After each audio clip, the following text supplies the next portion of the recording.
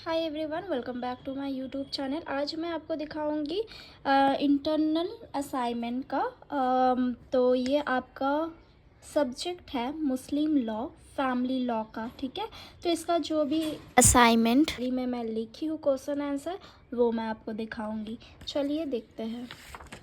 तो internship assignment में basically हमें 2 क्वेश्चन आंसर लिखने होते हैं। तो वही 2 क्वेश्चन आंसर कौन कौन से हैं, चलिए देखते हैं।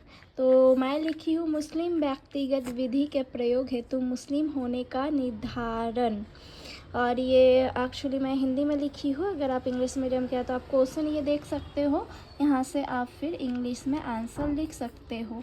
आपको गूगल में या फिर 2020 बुक में, या फिर अगर आप कोई अपना फैमिली लॉ, मुस्लिम लॉ का लिए है किताब कॉपी, तो उस किताब से आप लिख सकते हैं। ठीक है, तो इसमें आपको इस तरह से 4 पेज तो लिखना ही पड़ेगा। मैं लिखी हूँ 1 2 3 4 पेज तो मैं भी लिखी हूँ।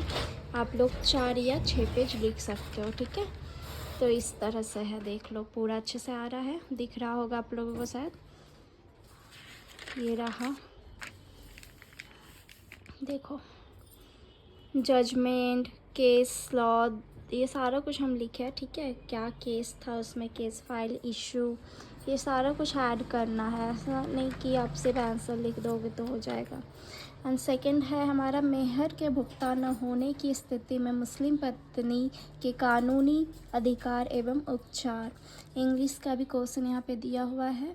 ये क्वेश्चन लेके आप इंग्लिश में आंसर लिख सकते हो। ठीक है, तो ये आपको मैं बस आइडिया दे रही हूँ कि आप इस तरह से लिख सकते हैं। इसमें भी मैं ये सारा ऐड की हूँ, केस फाइल, कौन सा केस है, ठीक है, इसके फैक्ट्स, जजमेंट, ये सारा कुछ है। देखो अच्छे से दिख रहा होगा, इतना सारा।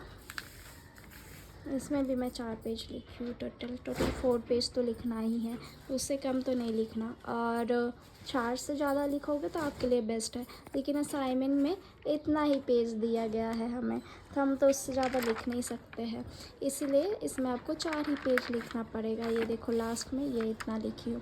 तो आप लोग चाहो तो मेरा कॉपी भी कर सकते हो, बट ये कॉपी करने का बात नहीं है।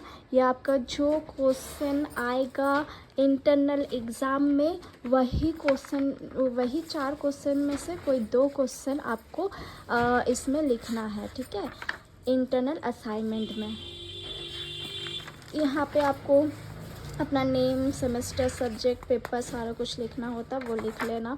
नेम, एड्रेस, और यहाँ पे part, exam roll number, session, class roll number, subject, paper, और रजिस्ट्रेशन नंबर, यूनिवर्सिटी वाला अपना सिग्नेचर करके सबमिट कर देना। ये सारा काम सर मैम लोग का है। ठीक है, और ये भी टीचर यहाँ पे सिग्नेचर करेंगे। हो गया, तो आज के लिए इतना ही वीडियो था। Thank you so much guys.